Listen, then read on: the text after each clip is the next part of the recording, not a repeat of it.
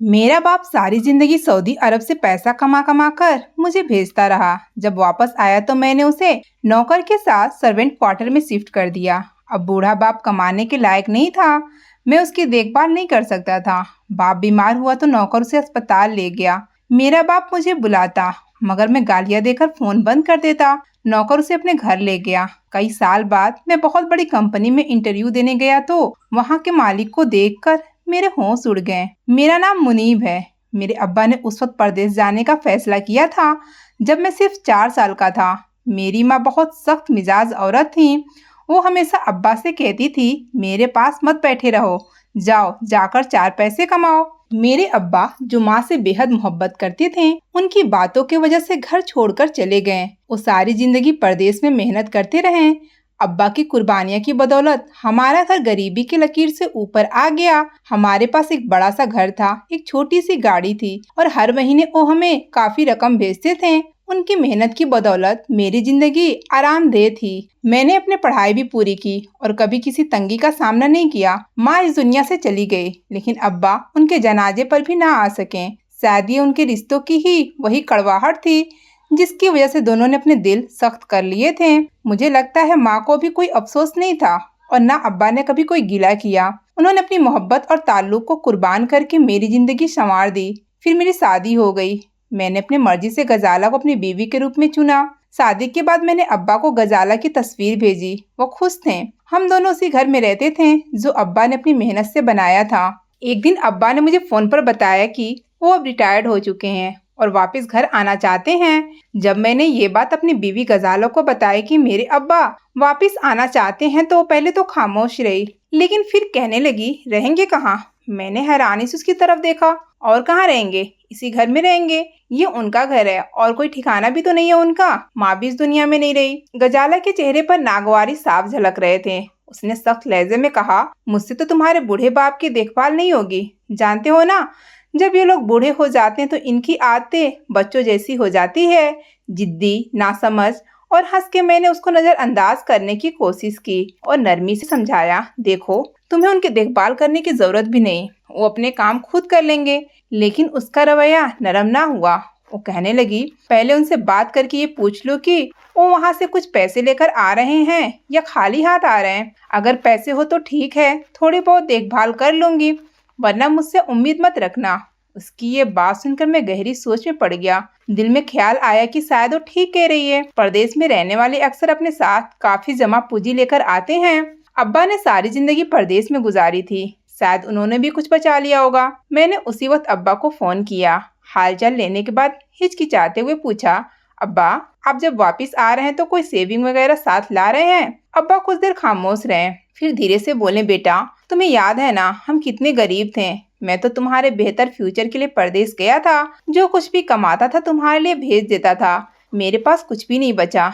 मैंने बेचैनी से कहा, लेकिन अब्बा इतने सालों में कुछ तो बचाया होगा। वो हंसने की कोशिश करते हुए बोले, बेटा बस इतना है कि टिकट के पैसे भी उधार लेकर वापस आ रहा हूँ। यूँ समझ लो कि लूटे हुए सिपाही की तरह लौट रहा हूँ। अब्बा की ये बात सुनकर मेरा दिल बैठ सा गया। मैंने फोन पर उनसे कह दिया कि वो आ जाएं, लेकिन अंदर ही अंदर मेरा दिल खट्टा हो गया। मैंने सोचा था कि अब्बा बहुत सारा पैसा लेकर आएंगे, लेकिन ये जानकर कि वो खाली हाथ आ रहे हैं, मुझे यूं महसूस हुआ जैसे कोई उजड़ी हुई सल्तनत का लूटा हुआ सुल्तान अपने घर वापिस आ रहा हो। गजाला से मेरी पसंद की शादी थी, लेकिन शादी के बाद वो मेरे लिए एक अलग ही आजमाइश बन गई थी। वो अपनी ख्वाहिश और जरूरत के मामले में कभी समझौता नहीं करती थी। हर वक्त नए कपड़े, महंगी ब्रांडेड पार्लर के खर्चे और बेशुमार दूसरी फरमाइशें। मैं अक्सर उसे समझाने की कोशिश करता, कम आमदनी में गुजारा करे, लेकिन वो कहती, ये तुम्हारा फर्ज है मेरे खर्चे उठाना।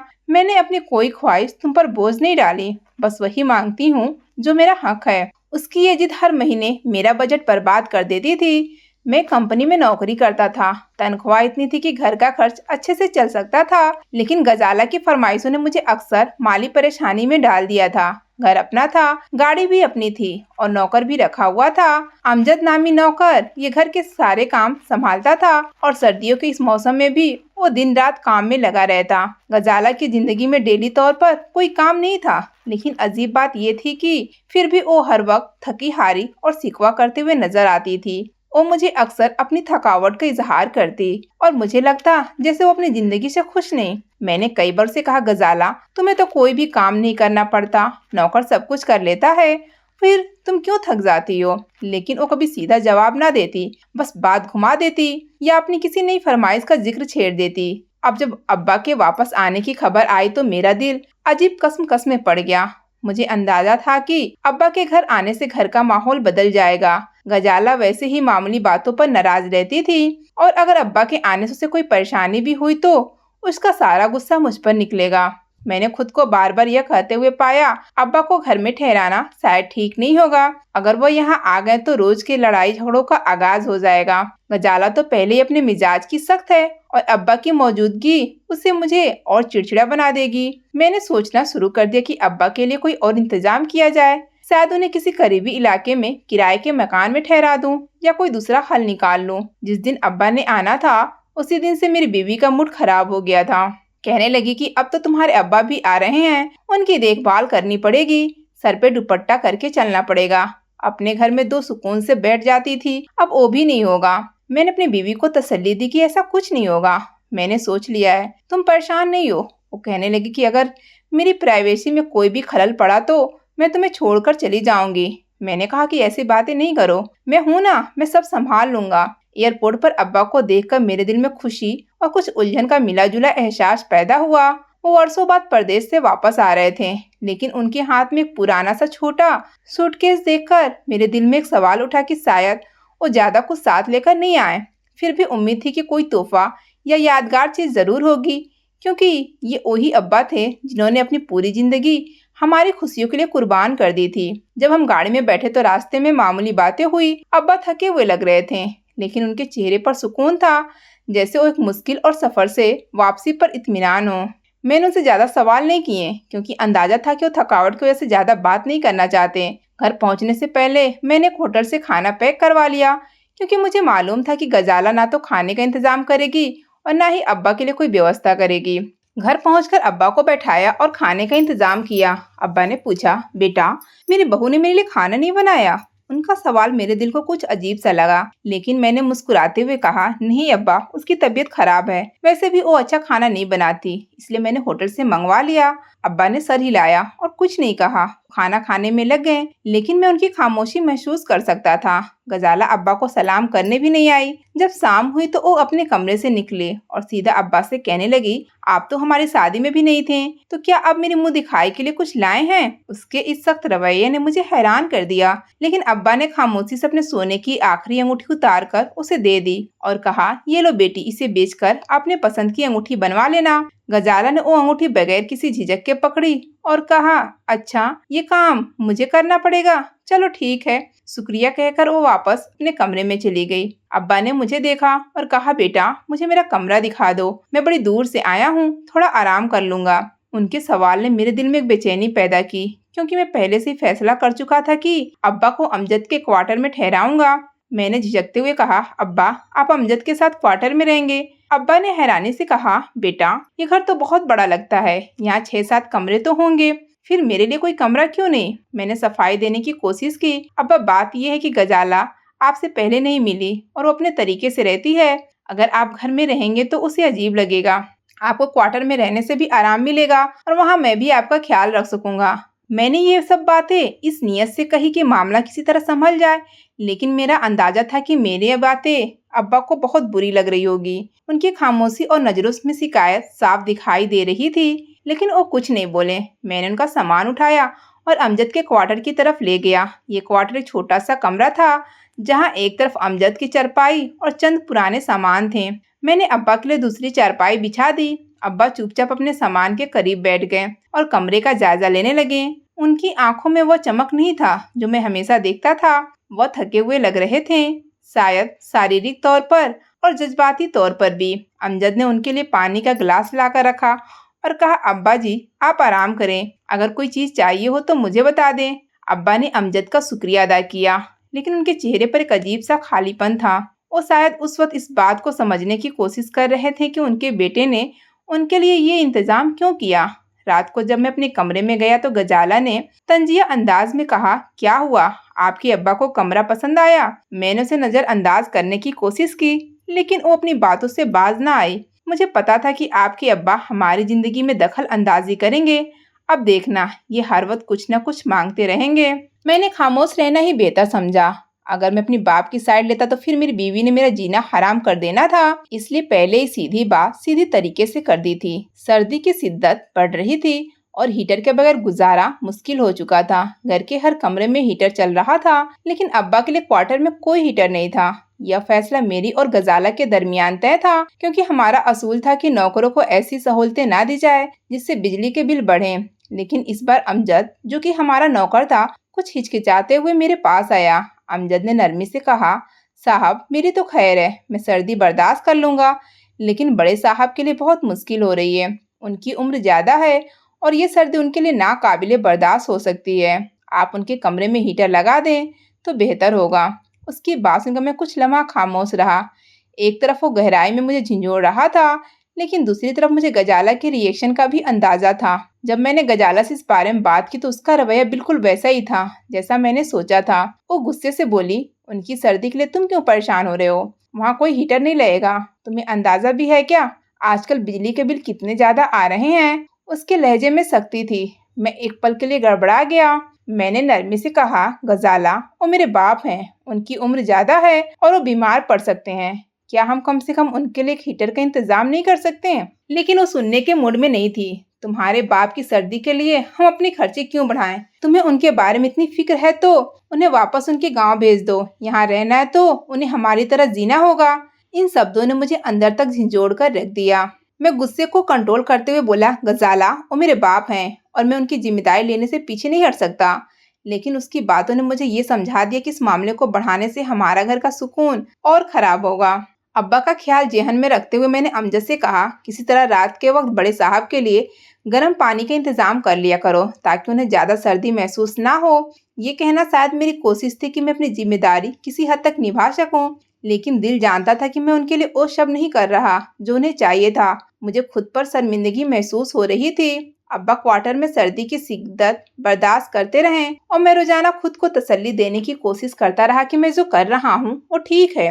लेकिन हकीकत ये थी कि हर बार उनकी नज़र मुझ पर पड़ती तो मुझे अपनी नाकामी और कमजोरी का एहसास होता। उनकी आंखों में वो दर्द साफ था जो मेरे फैसले की वजह से पैदा हुआ था। मैंने महसूस किया कि उनके साथ किया जाने वाला ये सलूक न सिर्फ उन्हें बल्कि मुझे भी अंदर से खोखला कर रहा था। ये सर्दी सिर्फ मौसम की नहीं थी, बल्कि ये दिलों में बढ़ती हुई दूरी की थी।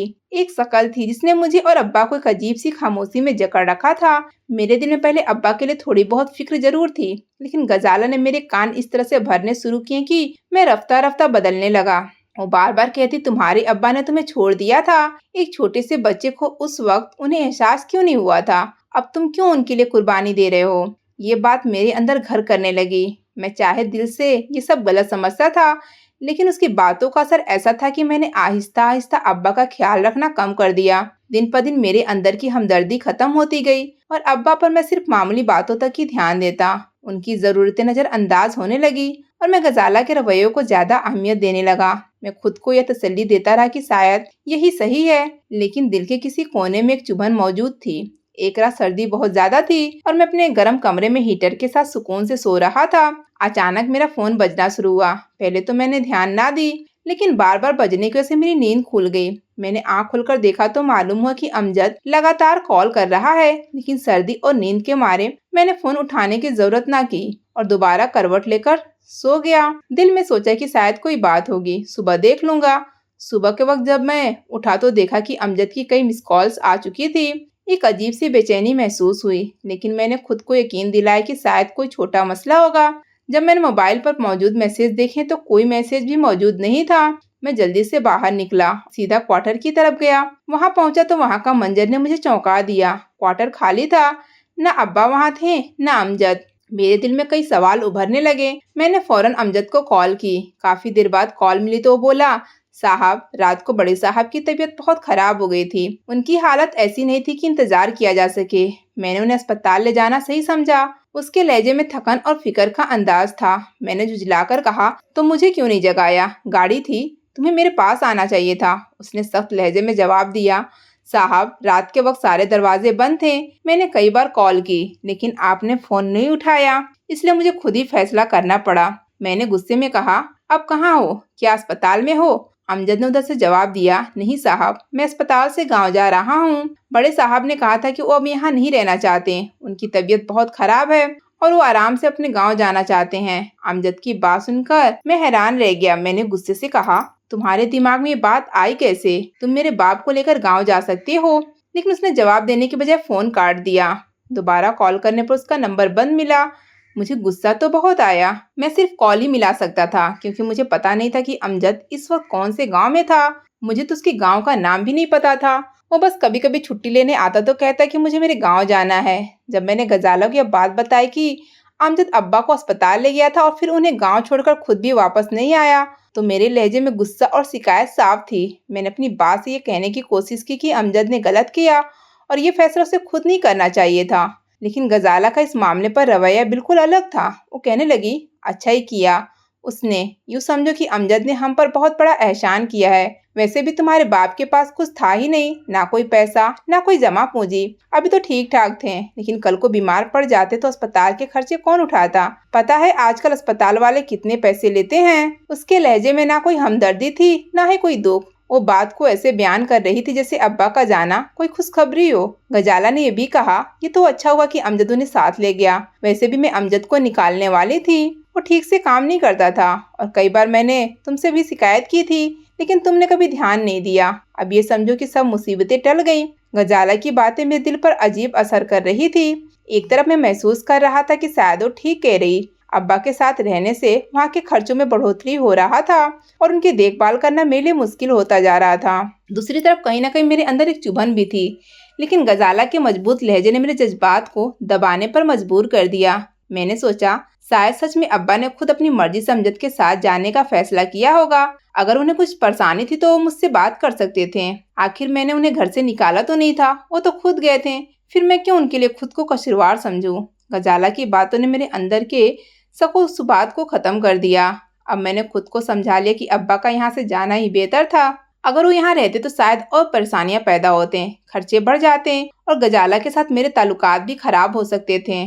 अब गुस्सा मुझे अपने बाप पर आने लगा। मैं सोचने लगा कि अगर उन्हें कोई मसला था तो मुझे बताते। क्या वो अपने बेटे पर इतना भी विश्वास नहीं कर सकते थे कि अपनी बात शेयर कर सकें? और अगर वह खुद अपनी मर्जी से गए थे तो अब जहां मर्जी जाएं, मुझे कोई फर्क नहीं पड़ता। मैंने उन्हें घर से नहीं निकाला था और यही बात मेरे दिल को तसल्ली दे रही थी। गजाला ने अपनी बात खत्म करते हुए कहा, देखो, तुम्हें उनके बारे में अब ज्यादा सोचने की जरूरत नहीं है। वो अपनी जिंदगी के फैसले खुद कर रहे हैं और तुम्हें अपना घर देखना चाहिए। हम पर जो बोझ था वो कम हो गया। उसकी बातों में ऐसी खुदगर्जी थी जो मुझे भी सही लगने लगी। मैंने सर हिलाया और गजाला की बातों को दिल से कबूल कर लिया। उसके बाद मैंने खुद को ये सोचने पर मजबूर कर दिया कि अब्बा का जाना हमारी जिंदगी के लिए बेहतर था। अब ना मुझे उनकी फिक्र करनी थी, ना उनके खर्चों का बोझ उठाना था।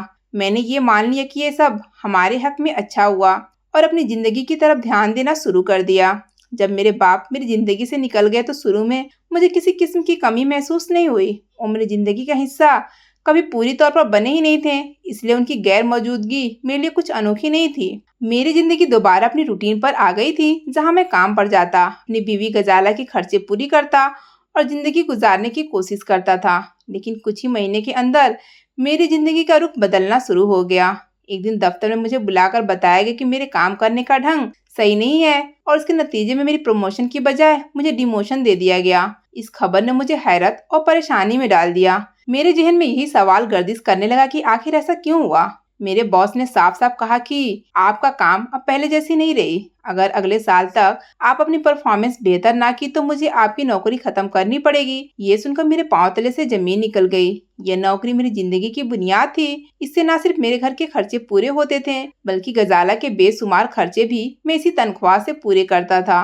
मैं बहुत जहनी दबाव में आ गया। वक्त गुजरता रहा, लेकिन मेरी कोशिशों के बावजूद मेरे काम में कोई खास बेहतरी ना आ सकी। आखिरकार वो दिन भी आया जब मुझे अपनी नौकरी से हाथ धोना पड़ा। ये खबर सुनकर गजाला के तेवर फौरन बदल गए। जब मैंने उसे बताया कि मैं अब बेरोजगार हो चुका हूँ, तो उसने किसी किस्म की हमदर्दी या परेशानी का इजहार नहीं किया, बल्कि उसने तंजिया लहजे में कहा, ये मेरा मसला नहीं है। मैंने तुमसे तुम्हारी पैसों को ऐसे शादी की थी, वरना तुम्हारे पास तो कुछ भी नहीं था। उसके शब्दों ने मेरे दिल को छलनी कर गई, लेकिन मैं खामोश रहा। गजाला का रवैया ऐसा था जैसे उसे इस बात की कोई परवाह ही ना हो कि मैं किस मुश्किल से गुजर रहा हूँ। गजाला अपनी जिंदगी को जीने वालों में से थी जिन्हें सिर्फ अपनी खुशियों की फिक्र होती है, चाहे दुनिया इधर से उधर हो जाए। उसने कभी मेरे मसले को अपनी जिम्मेदारी नहीं समझा और ना ही कभी मेरे साथ कोई कुर्बानी देने की कोशिश की। मैंने छोटी छोटी नौकरियां करनी शुरू कर दी, लेकिन ये नौकरियां मेरी पहली नौकरी जैसी नहीं थी जहाँ मुझे बहुत सी सहूलियत और अच्छी तनख्वाह मिलती थी।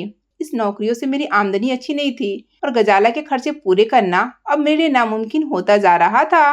चंद साल इसी हालत में गुजर गए जो मैंने बहुत परेशानी और मुश्किलात में गुजारे। मेरे घर में बरकत बिल्कुल खत्म हो चुकी थी। मैं रोज पर रोज ज्यादा परेशान और मायूस होता जा रहा था। गजाला के रवैये ने मेरी मुश्किल को और बढ़ा दिया। एक दिन मैं थका हारा काम से वापस आया तो घर की हालत देखकर मैं हैरान रह गया। हर तरफ गंदगी का ढेर लगा हुआ था, जैसे यहाँ कोई औरत रहती ही ना हो। मैंने गजाला से पूछा, ये क्या हालत बना रखी है, घर की सफाई क्यों नहीं की? उसने लापरवाही से जवाब दिया, काम वाली को कई महीने से तनख्वाह नहीं दी गई, इसलिए वो काम छोड़कर चली गई। मैंने गुस्से से कहा, अगर काम वाली चली गई तो तुम खुद घर साफ कर लो, ये कौन सा मुश्किल काम है? झाड़ू से घर साफ करना तो किसी बच्चे को भी आता है।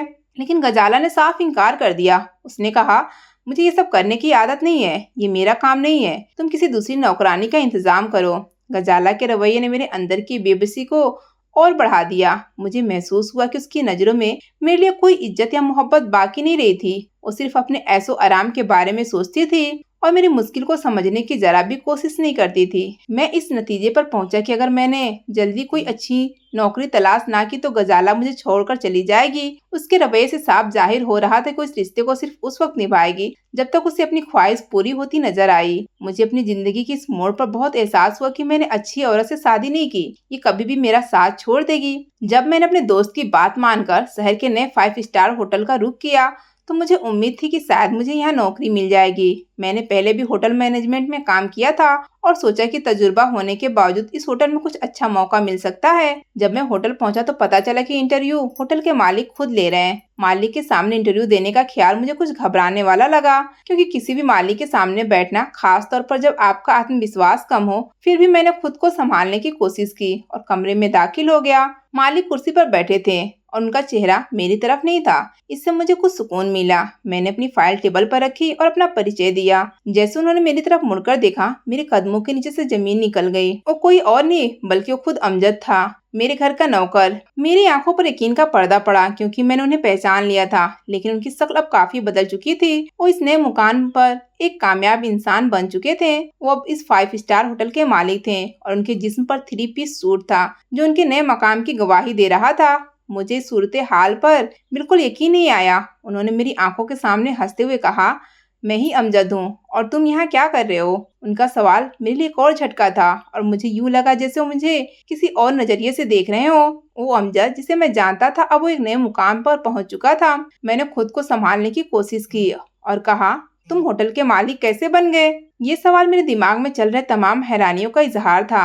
अमजद ने फिर हंसकर कहा, लंबी कहानी है, मैं तुम्हें बताता हूँ। उसने कहा, ये सब कुछ तुम्हारी बीवी को ऐसे हुआ है? मैंने कहा कि मेरी बीवी की वजह से? ये कैसी बात कर रहे हो? मेरी बीवी की वजह से तुम एक होटल के मालिक कैसे बन सकते हो? उसने कहा कि उसी की वजह से हुआ है, क्योंकि वही थी जो तुम्हारे बाप के साथ बुरा रवैया करती थी और उसी की वजह से मैं तुम्हारे बाप को वहाँ से लेकर निकल गया। मैंने कहा कि इसमें मेरे बाप का क्या किरदार है और कहाँ है मेरा बाप? कहने लगा, बताता हूँ। अमजद की बात सुनकर मैं जैसे शॉक में आ गया। वो बता रहा था कि मेरे बाप की हालत रात को इतनी खराब हो गई थी कि उनके सीने में दर्द उठने लगा था और वो समझने लगे थे कि शायद उन्हें हार्ट अटैक आ रहा है। और मुझे ये सब बता रहे थे जैसे कोई गहरा राज खोल रहे हो। अमजद ने कहा कि वो फौरन मेरे बाप को अस्पताल लेकर गया था, जहां डॉक्टर ने उनका इलाज किया और फिर वो उन्हें अपने गांव ले आया, जहां की हवा ने उन्हें बेहतर कर दिया। वो उस वक्त मेरे बाप की देखभाल कर रहा था जब मैं उनकी परवाह नहीं कर रहा था और उसने कहा कि मेरे बाप ने उसे अपना बेटा बना लिया। अमजद ने कहा कि वो उनके साथ इतने करीब हो गया था कि मेरे बाप ने अपना सब कुछ, यहाँ तक कि वो होटल भी जो मैंने कभी सुना भी नहीं था, उसके नाम कर दिया। वो बता रहा था कि सब कुछ अब उसका है और एक पल के लिए भी मैं यकीन करने को तैयार नहीं था।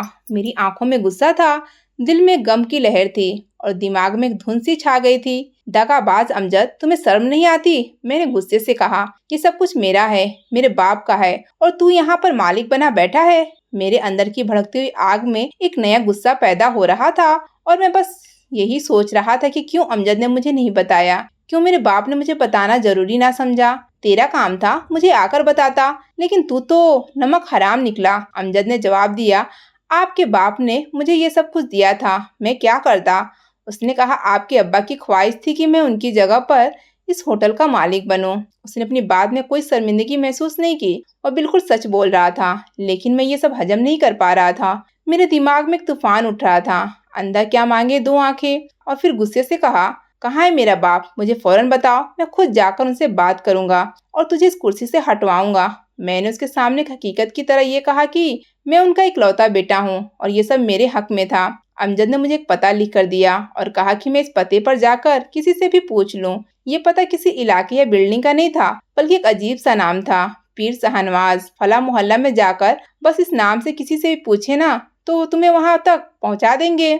अमजद की बातों में बेशुमार सवाल थे, लेकिन मैंने कोई वक्त बर्बाद किए बगैर ये पता लेकर और उसकी बातों पर यकीन करते हुए वहां से जाने का फैसला किया। मेरे दिमाग में एक ही सवाल था, कहाँ है मेरा बाप। और एक आदमी से पूछा कि ये पीर शाहनवाज कहाँ है, तो उसने कहा, ये तो हमारे इलाके का सबसे बड़ा कब्रिस्तान है। मैंने कहा कि क्या कब्रिस्तान। जब मैं कब्रिस्तान गया तो मैंने अमजद को फोन किया। उसने कहा कि यहाँ पर एक डक लगा हुआ है, उसी के नीचे तुम्हारा बाप सो रहा है। ये खबर क्या सुनी मेरे हाथ से फोन गिर गया। जब मुझे ये हकीकत मालूम हुई कि मेरा बाप इस दुनिया से जा चुका था तो मैं एकदम लरझ गया। मैं समझा था कि शाहनवाज किसी इलाके का नाम होगा, लेकिन जब मैं वहां पहुंचा तो पता चला कि ये तो कब्रिस्तान का नाम था। मेरे दिमाग में एक झटका लगा और मैं वहां पर रोने लगा। मैंने अपनी हालत का इजहार किया कि अब कुछ भी बदलने वाला नहीं था। मेरा बाप अब इस दुनिया में नहीं रहा और वो सब कुछ जो मैंने सोचा था कि वापस लूंगा वो कभी वापस नहीं आएगा। मैं कब्र के पास बैठकर माफिया मांगने लगा, दिल से और आंखों से गुजरे हुए वक्त की तलाश करने की कोशिश कर रहा था। मेरे जहन में हर लम्हा एक नया ख्याल था, अब मुझे माफ कर दो। मगर देर हो चुकी थी, मैं अब उस वक्त को वापस नहीं ला सकता था। मैंने कई घंटे वहां गुजारे, लेकिन कोई फायदा नहीं था। जब मैंने तारीख देखी तो ये भी पता चला कि मेरे अब्बा 6 महीने पहले इस दुनिया से जा चुके थे। मैंने फौरन अमजद को फोन किया और गुस्से में कहा, मैं तुझे जिंदा नहीं छोड़ूंगा, तुमने मुझे क्यों नहीं बताया। लेकिन अमजद की आवाज में कोई शर्मिंदगी नहीं थी। वो कहने लगा, उनकी आखिरी ख्वाहिश थी कि तुम्हें ना बताया जाए। ये बात मेरे लिए एक जहर की तरह थी, लेकिन अमजद ने कहा, मैंने उनकी आखिरी ख्वाहिश पूरी की है और अब खबरदार, अगर तुम बदतमीज होटल की तरफ आए तो उसी वक्त गार्ड को कह दूंगा कि तुम्हें बाहर फेंक दे। मैं तो हैरान रह गया था। उसका जवाब सुनकर मैं बिल्कुल शोक में आ गया कि मैं क्या करूं, क्योंकि उसका रवैया सख्त और बेपरवाह था। मैंने उसे और कुछ नहीं कहा, बस फोन बंद कर दिया। घर वापस आकर जब मैंने ये सब कुछ अपनी बीवी को बताया तो वो कहने लगी, ये तो बहुत बुरा हुआ, चलो हम केस करते हैं। मैंने उसे कहा कि सब कुछ तुम्हारी वजह से हुआ है और अब तुम्हें केस की पड़ी है। हम केस कैसे करेंगे, सब कुछ तो अमजद के नाम हो चुका है और अब मेरा बाप भी इस दुनिया में नहीं है। मेरी बातों में गुस्सा और दुख था, क्योंकि मेरी बीवी भी उस वक्त मेरी परेशानी का हिस्सा थी, लेकिन उसने अभी तक इस बात को समझा नहीं था। वो मुझे ही कसूरवार ठहराने लगी। मैं चुप रहकर सारी बातें सुनता रहा। कहने लगी, तुम कोई छोटे बच्चे हो, तुमने कभी ये नहीं सोचा कि तुम्हारे बाप ने इतने साल बाहर गुजारे हैं तो कुछ ना कुछ तो जमा करके आए होंगे। तुम्हें ही समझना चाहिए था कि वो कहीं ना कहीं कुछ छोड़ के गए हैं। उसकी बातों में एक ऐसा तंज था जो मेरे दिल में चुभता चला गया। गजाला ने कहा, मैंने तुम्हें कहा था कि हमें उनकी चापलूसी कर लेनी चाहिए, लेकिन तुमने मेरी बात नहीं मानी। मेरे दिमाग में कुछ था ही नहीं, उसने मुझे बेवकूफ समझा था। जब उसने ये कहा तो मेरे दिमाग में गुस्से से उबल पड़ा। मेरी बर्दाश्त की हद खत्म हो गई। मैंने उस लड़ाई को और बढ़ा दिया और उसने जो कुछ कहा तो उसका जवाब दिया, तो क्या तुमने सब कुछ ठीक किया, तुम्हारी चापलूसी की जरूरत थी। मैंने गुस्से में आकर कहा, क्या तुमने कभी ये सोचा कि वो मेरे बाप थे। तुम्हारी बातों से ज्यादा तकलीफ दे कुछ और हो ही नहीं सकता था। हमारी लड़ाई इतनी बढ़ गई कि वो गुस्से में आकर मेरे सामने से चली गई। मुझे बिल्कुल कोई परवाह नहीं थी, क्योंकि मैंने पहले ही फैसला कर लिया था कि अब मैं इसका पीछा नहीं करूंगा। गजाला ने हमेशा अपने को अहम रखा और आज भी वो यही कर रही थी। अब मैं समझ गया था कि मेरी जिंदगी में जो भी मुश्किल आई वो मेरी जिम्मेदारी है और किसी के साथ उसका तुलना करना बेसुध था। मैंने एक वकील से सलाह किया, जो मेरे लिए आखिरी उम्मीद थी। वकील ने मेरी हालत देखकर कहा, कुछ नहीं हो सकता, तुम्हारे बाप ने खुद अपनी जायदाद और सब कुछ उसके नाम कर दिया है, अब वो कभी भी ये सारी चीजें तुम्हें वापस नहीं करेगा। उसने ये भी कहा कि कानूनी तौर पर मैं कुछ नहीं कर सकता और मेरे लिए एक इंतहाई दुख बात थी। अब मैं ये सोच रहा था कि मेरी जिंदगी में सबका क्या मकसद था। क्या मैंने वाकई अपने बाप के साथ इतना बुरा सलूक किया था। मैंने उन्हें नौकर के साथ कमरे में जगह दी थी और उसके साथ साथ वो सब किया जो इंसान को अपने बाप के साथ नहीं करना चाहिए था। मैंने अपनी सारी गलतियों का जायजा लिया और दिल में पछतावा की एक लहर उठी। अब मुझे ये समझ में आया कि मैंने अपने बाप का कितना हक मरोड़ा था। उससे ज्यादा बुरा और क्या हो सकता था। उनका विश्वास मैंने तोड़ा था और जब वो मुझसे रिश्ता दोबारा जोड़ना चाहते थे तो मैंने उन्हें पूरी तरह नजरअंदाज कर दिया। उसके बाद जो कुछ भी हुआ मेरे कर्मों का नतीजा था। अमजद ने सबका फायदा उठाया और मेरा बाप उसकी बातों में आकर मेरे साथ अच्छा सलूक करने की बजाय उसके साथ चला गया। मैंने अपने आप से सवाल किया, क्या ये सब कुछ वाकई मेरे साथ हो रहा है? और फिर जहन में एक सवाल आया, क्या अब भी कुछ हो सकता है? लेकिन जब वकील की बात सुनी तो मुझे समझ आया कि अब कुछ भी वापस नहीं आ सकता। मेरे बाप की जिंदगी का हिस्सा अब किसी और के पास था और मैं सिर्फ अपनी गलतियों के नतीजों में सारी चीजें खो चुका था। मैंने हमेशा सोचा था कि मेरी बर्बादी का सिलसिला बस इतना ही था, लेकिन असल में ये तो सिर्फ शुरू था। गजाला ने मेरी जिंदगी में ऐसी शिद्दत से रिश्ता तोड़ा कि वो वाकई मेरी जिंदगी का सबसे गहरा जख्म बन गई। उसने मुझसे तलाक ले ली और बिल्कुल अपनी राह ले ली और मुझसे इस कदर नाराज हुई थी कि वो अपनी जिंदगी की जितनी चीजें को मेरे साथ जुड़ा देख रही थी उन सबको खत्म करके चली गई। अब मेरी जिंदगी में उसकी जगह नहीं थी और मैं अपने आप को बिल्कुल तन्हा महसूस करने लगा। इस तन्हाई और गम की हालत में मैंने छोटी मोटी नौकरियां करनी शुरू की ताकि किसी तरह अपनी जिंदगी जीने के काबिल हो सकूं। घर वापस आकर खुद ही खाना बनाता, खुद ही घर की सफाई करता और अकेला बैठकर अपना वक्त गुजारने की कोशिश करता। मैंने महसूस किया कि मैं जितना भी कुछ करना चाहूँ मेरी जिंदगी के अंदर एक कमी थी, एक दर्द था जो कभी भी कम नहीं हो रहा था। यही इन दिनों का रूटीन बन चुका था कि कुछ दिनों बाद मेरी तबीयत बिगड़ने लगी। मैंने अपना इलाज करवाने के लिए डॉक्टर के पास जाने का फैसला किया। डॉक्टर ने मुझे चेक किया और कहा आपको पेट का अल्सर हो गया है जिसकी वजह से आपकी जिंदगी में और भी मुश्किलात आ सकती हैं। ये खबर मेरे लिए एक और झटका थी और मैंने सोचा कि शायद जिंदगी मेरे साथ कुछ ज्यादा ही सख्त हो रही है। इन सब चीजों के बाद मुझे ये समझने में वक्त लगा कि जब आप अपने माँ बाप का दिल दुखाते हैं तो सिर्फ आपकी जिंदगी को बर्बाद नहीं करते बल्कि उनकी सजा बहुत ज्यादा गहरी होती है। माँ का दिल दुखाना वाकई बड़ी सजा लाता है, लेकिन बाप का दिल दुखाने का नुकसान कहीं ज्यादा बड़ा और गहरा होता है। बाप का रुतबा न सिर्फ उसके खानदान में बल्कि उसकी पूरी जिंदगी में बहुत बड़ा होता है। जब आप अपने बाप का दिल दुखाते हैं तो वो नुकसान आपको पूरी जिंदगी के तजुर्बे में बदल कर वापस मिलता है। मेरे लिए इसका मतलब ये था कि बाप की इज्जत और मोहब्बत की कदर करना जरूरी है क्योंकि वो आपकी जिंदगी की बुनियाद होते हैं और जब आप उनकी इज्जत से इनकार करते हैं तो फिर आप उसकी भरपाई कभी नहीं कर सकते। मैंने अपने बाप का दिल दुखाया था और आज मैं उसकी कीमत अदा कर रहा था। मेरे लिए ये वक्त एक इम्तिहान बन चुका था। मेरी हालत इतनी बुरी हो गई थी कि ना सिर्फ जिंदगी चलाना मुश्किल हो रहा था बल्कि नौकरी भी नहीं मिल रही थी। मैं जो कुछ भी करने की कोशिश करता हर दरवाजा बंद नजर आता था। मेरी जिस्मानी हालत भी बिगड़ रही थी और पेट की बीमारी ने मुझे और तकलीफ में डाल दिया था।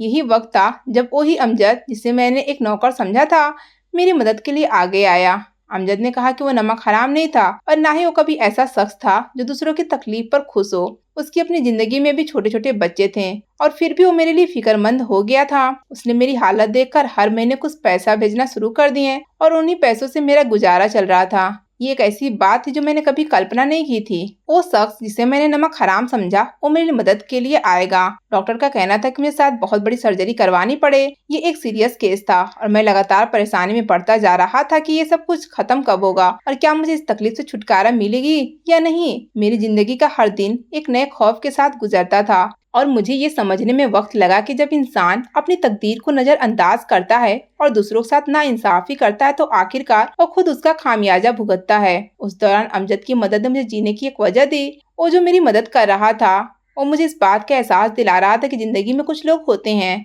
कि आपकी उम्मीद से ज्यादा कुछ करते हैं और मैंने उसका शुक्रिया अदा किया। लेकिन साथ ही साथ ये भी सोचा कि मैंने किस तरह अपने बाप का दिल दुखाया और अब उसकी कीमत अदा कर रहा था। इंसानियत का मतलब सिर्फ बड़ी कामयाबियां और मालो दौलत हासिल करना नहीं है। एक इंसान की असल कामयाबी उसके किरदार में छुपी होती है, खासतौर पर उसके अपने माँ बाप के साथ सलूक में। जब कोई व्यक्ति अपने माता पिता को धोखा देता है या उन्हें असहाय छोड़ देता है तो वह न केवल अपने लिए बल्कि अपने परिवार के लिए भी विनाशकारी रास्ता चुनता है। माता पिता का हृदय प्रदर्शित करना, विशेषकर तब जब वे वृद्धावस्था में पहुंच गए हों, यह एक बहुत बड़ी गलती है जिसका उनके जीवन पर गहरा प्रभाव पड़ेगा। मेरे साथ जो हुआ उसने मेरे जीवन को एक नई दिशा दी, जिसमें मैंने अपने पिता का हृदय दुखाया, उनका अनादर किया तथा उनके साथ उस तरह का व्यवहार किया जिसके वे हकदार नहीं थे। फिर मुझे समझने में समय लगा कि मैंने क्या खो दिया और यह सत्य मुझे तब ज्ञात हुआ जब मैंने समय को बर्बादी की दहलीज पर खड़ा पाया। क्रोध, अहंकार और स्वार्थ के कारण मैंने अपने पिता के साथ अपने रिश्ते में दरार पैदा कर ली।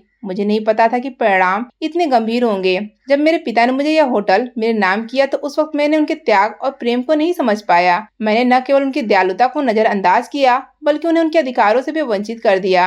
अब मेरे लिए समझना बहुत देर हो चुकी थी। जब तक कोई व्यक्ति स्वयं अपने अनुभवों से नहीं गुजरता तब तक वो अपने द्वारा किए गए निर्णयों के प्रभाव को नहीं समझ पाता। माता पिता को बुढ़ापे में सहारे की जरूरत होती है जो हम बच्चों को उनके जीवन में इस पड़ाव में प्रदान करना चाहिए। लेकिन कुछ लोग अपनी दुनिया में इतने मग्न हो जाते हैं कि वे अपने माता पिता के महत्व को भूल जाते हैं और उन्हें लगने लगता है कि उनकी देखभाल करना कर्तव्य के बजाय बोझ है।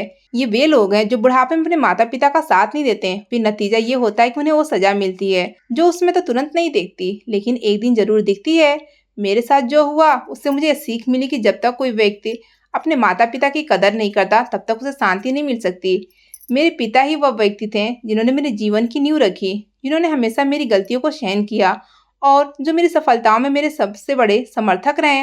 लेकिन मैंने उन्हें वह सम्मान नहीं दिया जिसके वह हकदार थे और जब वो चले गए तो मुझे एहसास हुआ कि जो मुझे मिलना था वो कभी वापस नहीं आएगा। जो लोग अपने माता पिता का सहारा नहीं बनते उनके लिए मैं यही कहूँगा कि वे इस समय तो खुशी का अनुभव कर सकते हैं लेकिन उनके जीवन में खालीपन रह जाएगा जिसे कोई भर नहीं पाएगा। जब माता पिता का दिल दुखाया जाता है तो एक दिन ऐसा आता है जब उनके जाने के बाद हम अकेलापन महसूस करते हैं। हमारे माता पिता ने जो दरवाजे हमारे लिए खोले थे वो बंद हो जाते हैं और फिर हम उस वक्त खालीपन को भरने की कोशिश करते हैं जो समय कभी वापस नहीं आता। मैं स्वयं इस रास्ते पर चला हूँ और यह मेरे जीवन का एक सबक है। यदि आप अपने जीवन में सुकून चाहते हैं, यदि आप चाहते हैं कि आपका दिल कभी ना टूटे तो आपको हमेशा अपने माता पिता के साथ आदर और प्रेम से पेश आना चाहिए। बुढ़ापे में जब उन्हें आपकी मदद की आवश्यकता होगी तो यह आपका कर्तव्य है कि आप उनके साथ खड़े रहें, उनकी जरूरतों का ख्याल रखें और उन्हें अपने साथ का एहसास कराएं। यदि आपने कभी अपने माता पिता का हृदय दुखाया है तो याद रखें कि आप अभी तक वह सबक सीखना है और आपको अपनी गलतियों को स्वीकार करना होगा ताकि आपके जीवन में सुकून लौट सके। मुझे यह सब देर से पता चला लेकिन मैं चाहता हूँ कि आप जो अभी भी अपने माता पिता के साथ वैसा ही व्यवहार कर रहे हैं जैसा मैंने किया था, अपने तरीके बदल लें क्योंकि अंततः यह वही समय होता है जब व्यक्ति अपनी गलतियों का हिसाब देना पड़ता है और जब तक व्यक्ति अपनी गलतियों को स्वीकार नहीं करेगा तब तक उसे सुकून नहीं मिलेगी। दोस्तों, उम्मीद करती हूँ आपको हमारी कहानी पसंद आई होगी। कहानी पसंद आई है तो वीडियो को लाइक करें, चैनल पर नए हैं तो चैनल को सब्सक्राइब करें और हाँ, नोटिफिकेशन को जरूर दबाएं ताकि अगली अपडेट सबसे पहले आपको मिले।